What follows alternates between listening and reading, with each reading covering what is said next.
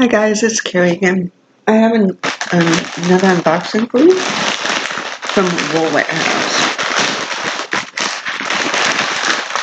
Ware has become one of my favorites from yarn stores out of the United States.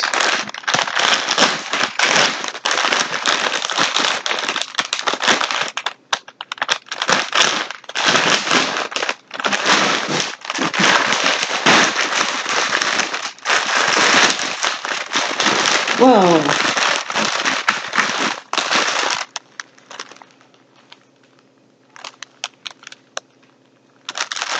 Oh no, this is not from the Wool Warehouse. This is still from Kirshner's. I'm sorry.